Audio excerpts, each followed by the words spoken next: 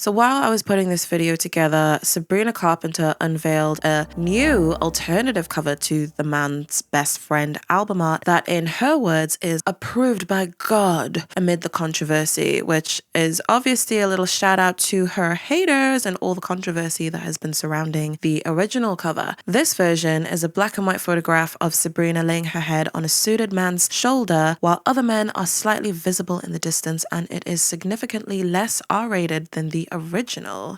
It's all just so familiar, baby, what do you call it?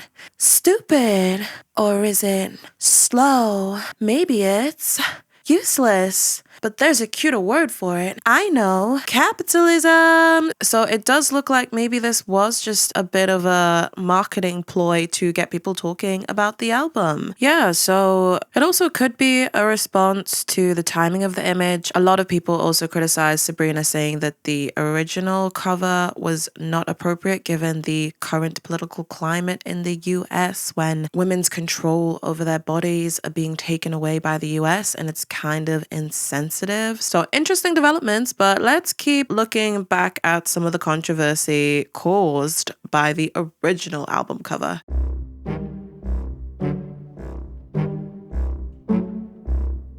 I'd just like to take a moment to recognise all those women who never got a chance to be treated with humanity, dignity, never fulfilled their potential, never lived out their dreams, purely because of misogyny. Does that project power?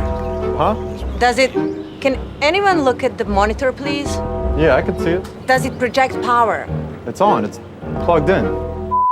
Do I project power? Oh, you do. Yeah. Cue the backlash. Anti-feminist, misogynistic, a regression, all the usual critiques. I'm not a Sabrina Carpenter fan, but I was eating up the discourse. A women's aid group in Glasgow called the image a throwback to tropes that reduce women to pets and props. Online, especially among women, the accusations piled up. She's pandering to the male gaze, she's setting feminism back, but her defenders came in just as fast.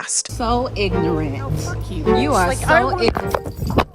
It's satire, it's camp, she's in control, so it's okay. Rolling Stone calls her sharp and ironic. The Guardian compares her to Madonna. Think Betty Boop for Gen Z. Carpenter has always played with innuendo and flirtation. Some say she's towing the line of pedo baiting. Think Lana Del Rey Tumblr era. Controversy isn't new to Sabrina, it's part of the brand. Not full-on scandal, but something a bit more cheeky and a bit more calculated. People think I'm Hannah Montana. He's so big I need an extra hander. Make some noise for Sweet Home Alabama. He hits so hard I'm walking out of Santa. His body isn't super, I demand her. I heard they like my peaches in Atlanta. I heard you see Elvis in the Dolly. Last night in my dream I was a Tommy. He said that he's big, I said oh Robbie. Some have even called her a camp drag queen, and honestly, it kind of tracks. We did it on the bed and we did it on the floor. We did it in the kitchen and we did it some more. The exaggerated femininity, the rhinestone innuendo, the reclaiming of bimbo tropes. Unlike actual drag queens, Carpenter's whiteness and girl next door charm make her provocations feel a lot safer. And all of this lands in a moment where the world feels like it's on fire. Reproductive rights are being gutted. Femicide is spiking globally. ICE detention still sterilizes migrant women. Trump, just Trump. I'm not happy with Israel. I'm not happy with Iran either. That they don't know what the they're doing. Do you understand that? Gaza is still under siege. Diddy is on trial for just being gross. So yeah, at a time where all of this is happening, an image like this lands a lot differently. Because when the world is actively brutal to women, especially the most vulnerable women, watching a white pop star stylize submission and call it empowerment sparks a lot of tension, and understandably so. So the real question here isn't what she's doing, it's who gets to do this and still be protected. But before we ask if Sabrina Carpenter's album cover is feminist, we need to ask a harder question. Who gets to perform submission and still be seen as powerful?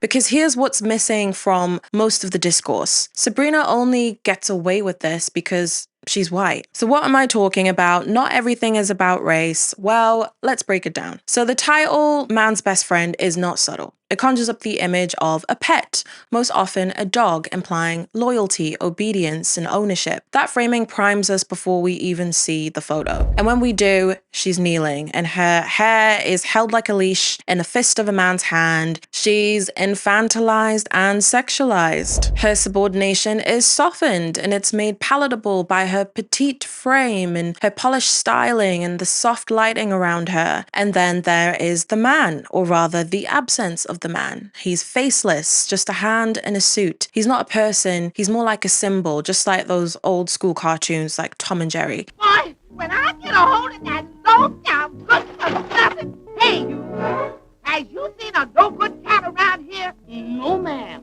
I ain't seen no cat around here. He's a stand-in for patriarchal power. She's visible, he's abstract, she's the spectacle in the situation, and he is the structure. If you add on the retro styling, the muted tones, the mid-century props, it's pure Playboy throwback. And it comes from a long tradition of imagery that made women look decorative and docile and also sexually available, but always with a wink.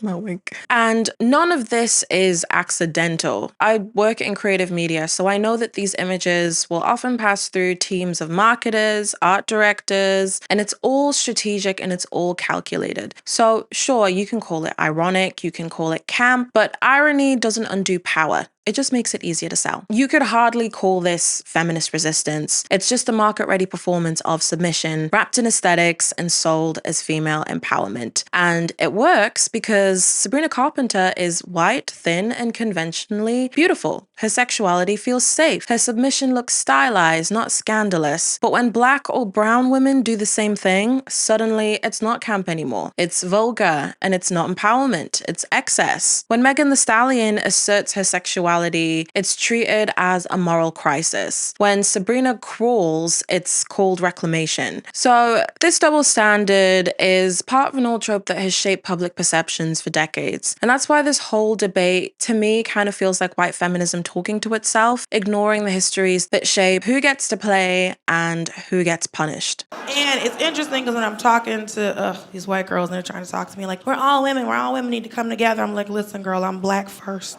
And there's so much oppression to deal with. If we're serious about feminism and making an actual feminist critique, we have to widen the frame, because this isn't just about what Sabrina is doing, it's about who gets to do it and still be protected. Race, class, and body politics don't just shape performance, they shape permission. Who gets to eroticize obedience and still be respected? Who gets to be messy, sexually provocative, and still be safe? And who doesn't? No matter how clever, how beautiful, or self-aware that they are. Context matters, because I couldn't also not see that surveillance video of Diddy dragging Cassie, a black woman, by her hair down a hallway. The video, captured on multiple cameras, shows Combs assaulting his then-girlfriend, Cassie Ventura, in a hallway at a Los Angeles hotel in March 2016. Except this time, there was no soft lighting, there was no wink, there was no irony, it was just violence. So when I see a white pop star posed with her hair in a man's grip, styled like a pet and sold as empowered, I can't unsee the similarities in those images. And that's the thing about imagery like this, it's not just about what it shows, it's about who gets to survive the performance. So what are we really debating here? Before we call this feminist or not feminist, first we have to ask ourselves, what even counts as feminism anymore? No, we don't want to do that.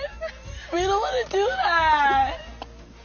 We don't want to do that though. Because in pop culture, it's been reduced to a vibe. If you feel empowered, it's feminist. If you look empowered, double points, double feminist. If you flip the male gaze, even just a little bit, it's feminist. Say it's for the girls, say less, feminist. Say girl boss in 2018, still counts, still feminist. But feeling powerful is not the same thing as freedom. Real feminism, material, freedom-centered feminism, isn't about looking powerful. It's about questioning the systems that decide who's allowed to look powerful without consequence. So when we look at Sabrina on all fours, styled like a pet for a faceless man, maybe the real questions we should be asking are, who benefits from this image? image, who gets away with it and who wouldn't. Because you can call it empowering, but if that same pose on a bigger body, a darker body, a less cute and petite body would be read as trashy or vulgar or even dangerous, then it's not just about the performance anymore, it's about permission. This is what intersectional Black feminism has always asked. Who gets to be sexual, provocative, messy, and still be safe? When the man's best friend cover dropped, the internet split into 4 camps.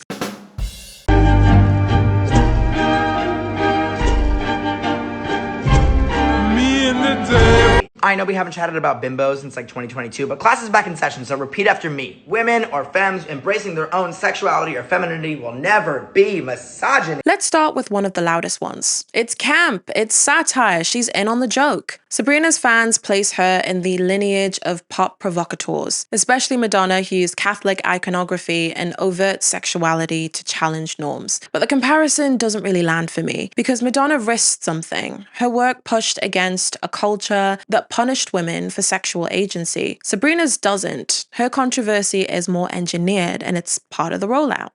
I know it may lie, I know la la la true.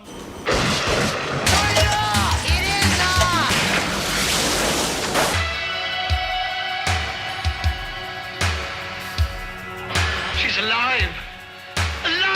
Angela McRobbie calls this the post-feminist masquerade, a return to traditional femininity framed as choice. Paired with Rosalind Gill's idea of sexual subjectification, the takeaway is this: women aren't just objectified, they're expected to perform control over their own objectification. That's the aesthetic. Sabrina Carpenter performed submission knowingly. Hair grip, body posed, but always with a wink. The irony is the shield. But irony doesn't undo power, it just makes it more marketable. It's more stylized than subversion. It works because her whiteness and her thinness and her cuteness make the performance read as ironic rather than threatening. Every time you breathe this air, just know I was already there. If Megan Thee Stallion did the same pose, it wouldn't be called camp, it would be called obscene. And this isn't new. Just look at Marilyn Monroe and Eartha Kitt. Monroe's childlike sensuality became iconic, but her sex symbol status wasn't self-made. Her Playboy debut wasn't even a career move for her. It was just a republished nude calendar shoot, which she didn't even consent to. She was pulled into the male gaze long before she could narrate it herself. Eartha Kitt, on the other hand, was direct and sexually self-possessed, and she paid for it. Denied roles, branded difficult. One woman's submission was glamorized while the other's autonomy was punished. Bonnie Blue's Petting Zoo was cancelled because it crossed the line, but probably not the line that you are thinking. White women can be objectified, they can be objectified by white men, but they can never be animalized, because the animalization is reserved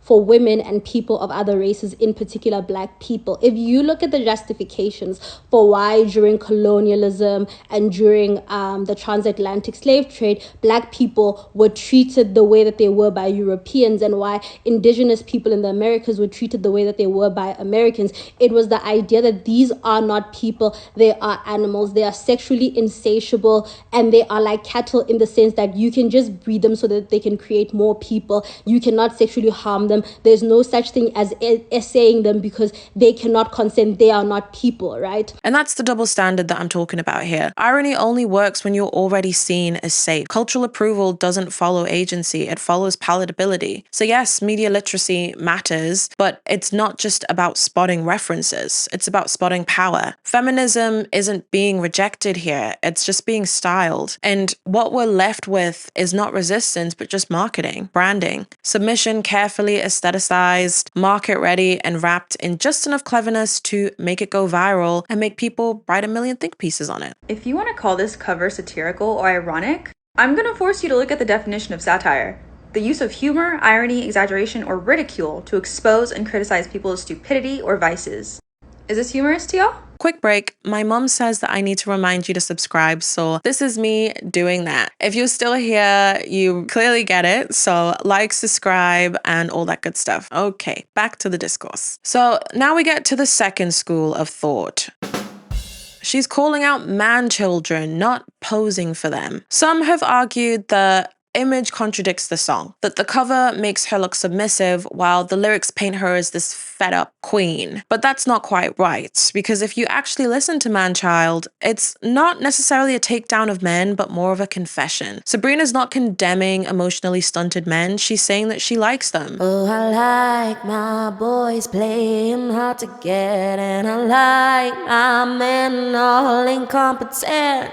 The song is about attraction to dysfunction, emotionally immature, helpless men who take and take, who she can't stop wanting, since she knows they're man-children and still she chooses them. So the cover in this scenario, it fits. She's styled like a pet, she's on all fours, hair in a man's grip. It's not really mocking the male gaze, it's more indulging in it. The image doesn't contradict the song, it echoes it. And that's what makes it a bit harder to sit with, because if this is her truth and not satire, then we have to ask, why is this dynamic sexy in the first place? Why does infantilization read as flirty? Why does submission feel like desire? And no, the answer isn't just kink or irony or self-awareness. Desire doesn't come out of nowhere. It's shaped by patriarchy, by pop culture, by porn, by stories that train women to find smallness hot, to see being controlled as intimacy. Feminists like Catherine McKinnon and Bell Hooks have long warned, just because something feels good doesn't mean that it's free. So the real question is, who taught us to want this? And the industry is very good at making those wants profitable. The song is co-produced by Jack Antonoff, arguably the most influential male producer shaping pop's current feminist aesthetic. His brand is basically turning feminine exhaustion into hits. He's helped package a lot of female self-awareness into cultural capital. So even here, when we're told Sabrina is in control, her sound is still being filtered through the lens of a man whose job is to make women's confusion sound beautiful. That's not inherently sinister, but it is telling, because when the industry rewards you for saying, I like men who are incompetent, and the image matches that perfectly, then maybe we're not really subverting anything. We're just marketing desire, and it's a very specific desire that's shaped by patriarchy and handed back to women as empowerment. And for Black women, especially when I see a white woman called a man's best friend a dog, my mind doesn't go to camp, it goes to history, it goes to Cassie, it goes to a legacy of being dehumanized, animalized, and made into property. So no, the image doesn't contradict the song. The problem is that it matches it all too well. They both reflect a fantasy that's already been shaped by power, and when that fantasy gets branded as empowerment, we stop asking the harder questions. So that brings me to the third school of thought. She's objectifying herself and setting women back X amount of years. Sabrina Carpenter and all that fucking bullshit that's going on. It is a desecration of women. It is misogynistic. It is an agenda that is so deep to oppress and keep women so low and to enslave women and to trap them in patriarchy, in misogyny, in sexism, that if you don't fucking see how blatantly loud this shit is, then you need to keep it moving the fuck on. So this group comes in hot with the she's crawling on all fours, she's calling herself a dog, this isn't feminist, it's setting us back 20 years in feminism. But this kind of outrage often slides into respectability politics. The belief that women must behave properly to protect feminism's image. That's not the real issue. What's more interesting, at least to me, and necessary, is to ask whose gaze is this serving? Because even if Sabrina is in control of the image, it still reads like a man's fantasy. The girl is on her knees, her hair is pulled, the mouth is slightly open, it's subhuman. Even if Sabrina Carpenter is in control of that image, it still operates within the male gaze, a term coined by Laura Mulvey to describe how visual culture frames women as objects of heterosexual male desire. And despite common misconceptions, the male gaze doesn't just exist in film and cinema, it saturates everything from fashion photography to album covers. It's a structural way of seeing that rewards women for looking desirable, controllable, and small in a man's image. Carpenter's image checks all those boxes boxes. She's on her knees. Her hair's in a man's mouth. Her mouth is parted. She's posed not as an agent, but rather as a fantasy. And it's a male fantasy. So yes, women can consent to this, but what are they consenting to exactly? Why does degradation read as sexy in the first place? This isn't just a personal preference, it's a product of patriarchy scripting desire. So while women can absolutely consent to these performances, we need to interrogate the conditions shaping that consent. Is it really on her own terms if the script is still written by power? I don't think this take is about purity culture or pushing conservatism. Just because something looks good or is styled in a trendy, empowering way, like being sexy, ironic, or for the girls, doesn't mean that it's actually liberatory or feminist. And let's not forget, even men don't seem to care. As B from the Digital Meta writes in her Substack piece, men don't even like Sabrina Carpenter. The assumption that she's performing for straight men falls apart when you actually ask them. On male-dominated forums, the dominant tone isn't desire, it's more kind of disdain. They call her fake, unserious, try hard, and even compare her to the high school exes in unflattering ways. So what does that tell us? This isn't really about attracting men, it's about performing sexiness through a script shaped by the male gaze, even when men aren't in the audience. And that's the trap. Just because something is consumed by women doesn't mean it's free from patriarchal expectations. As Angela McRobbie argues, this is post-feminism in action, a performance of control that still rehearses old scripts of submission. Sabrina's image doesn't escape the male gaze, it internalizes it. How dare a woman just embrace her sexuality? What's wrong with that? So close, so close. I think a lot of people are taking issue with it, not because they're more conservative, but because they're reacting to the conservative misogynistic culture that we're in right now. We live in a world where teenage boys have access and are watching so much violent porn that teenage girls are suffering from it and literally being choked during their first encounters without consent or full understanding of what they're doing. You couple that with the fact that Sabrina Carpenter's whole vibe, her whole aesthetic is being sexy little baby, coquette, Lolita. One of my favorite people on here, Tell the Bees, Josh, he said in his video about this that like, if what you're doing is indistinguishable from what you're making fun of, then it's not satire. And that's true. And then this is like a subplot. One of the loudest defenses of Sabrina Carpenter goes like this. She's not doing it for men, she's doing it for the girls. Her audience is mostly women. This is feminist performance art. People just hate confident women being sexy on their own terms. But just because women consume something doesn't mean that it wasn't made under patriarchal conditions. Desire doesn't exist in a vacuum, and neither does empowerment. If the only kind of confidence we celebrate is the kind that still looks like submission, small, pretty, petite, compliant, then we haven't really escaped patriarchy. And this isn't new. Lana Del Rey was dragged, especially by feminist media, for glamorizing submission, romanticizing predatory men, and dabbling in Lolita aesthetics. Her lyrics weren't ironic enough. Her performance felt too sincere. But now Sabrina is doing something similar, leaning into the same tropes of infantilization and toxic desire, and she's being celebrated for it.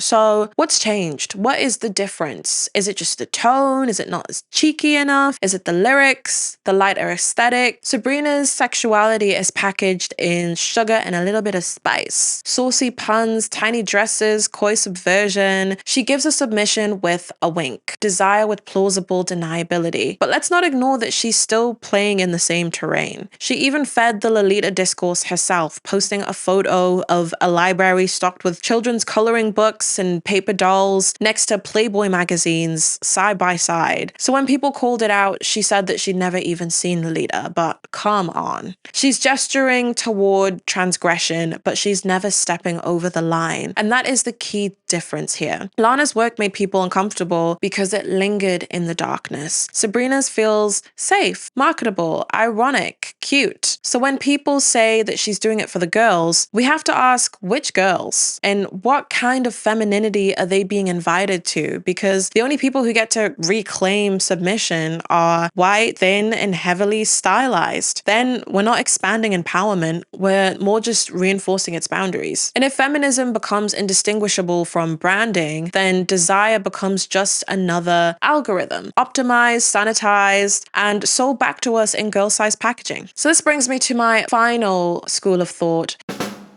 Why are we even debating this? She's a pop girly doing pop girly things. It's not that deep. And sure, Sabrina is a pop star. This is an industry where sex sells and where women often use their image to survive it.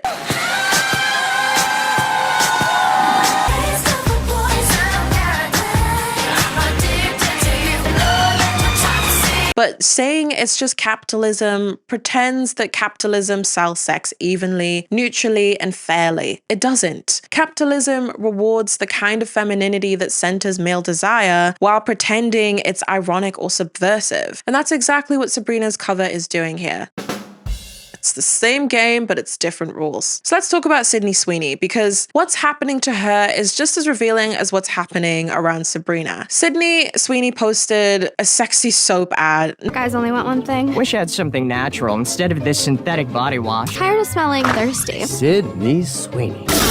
At the end of the day, they just want to crack open a natural one with the boys. Sydney Sweeney, body wash genie. Nothing more risque than what's been done by countless celebs, and she gets dragged for selling bathwater to incels. Women flood her comments with jokes and criticism and resentment. But why? It's not just that she's being sexy, it's that she's being sexy for men and for money. And we are not supposed to admit that that's the game. So what's the difference between the two? Sydney's sex appeal feels transactional. It's not camp, it's not clever, it's not flipped, it's direct, it's hot, and it's very male gazy. And most of all, it's not ironic at all. And that's what makes people uncomfortable. She's not pretending it's about empowerment, she's not dressing it up as feminism, she's just getting that bag. And Sabrina, she is crawling on the ground, hair pulled, calling herself a man's best friend, but because it's framed as satire and because she's this tiny, petite, cute, pinup girl who's for the girls, it's framed as satire, as pop commentary, as aesthetic, and she gets a pass. So yeah, they're both capitalists, they're both selling sex in very different ways, but Sabrina sells a version that flatters the male gaze and flatters feminism. Sydney sells a version that doesn't apologize, and for that, she is punished. And that's the problem, because if only certain kinds of sexiness, thin, ironic, submissive, safe, get called feminist, then what we're calling feminism is just white feminism.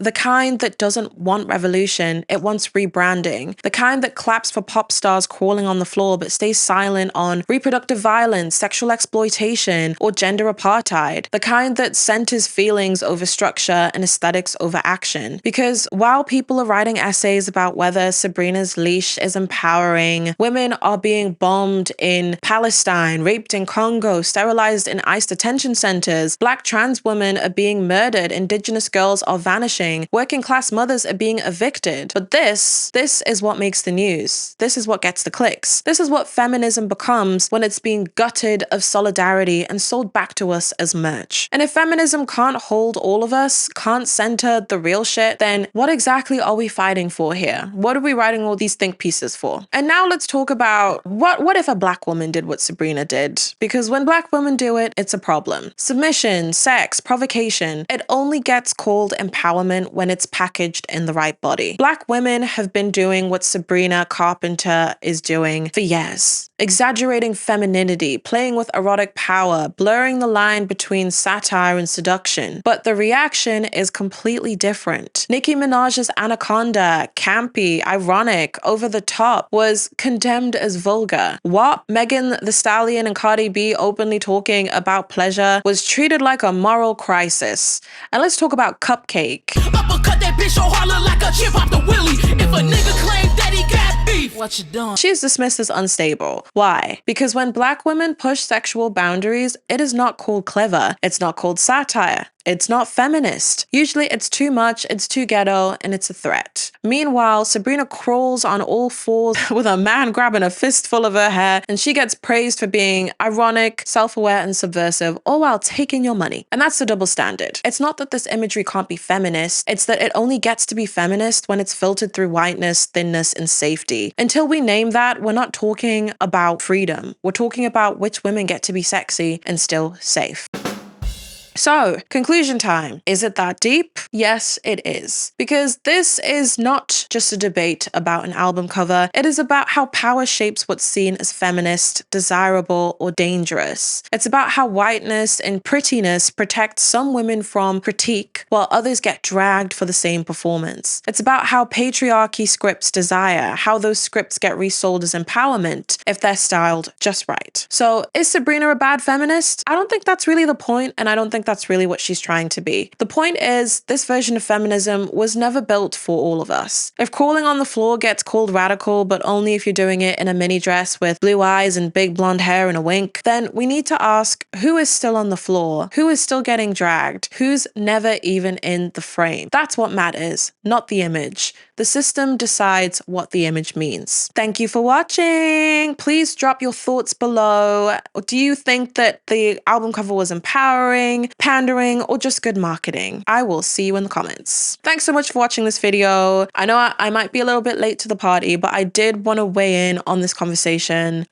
because I have, like I said, been consuming a lot of think pieces about this topic. And you know, I wanted to throw my hat in the discourse ring too. So let me know what you think. Let me know your thoughts on what I said, and I will see you guys in the comment section.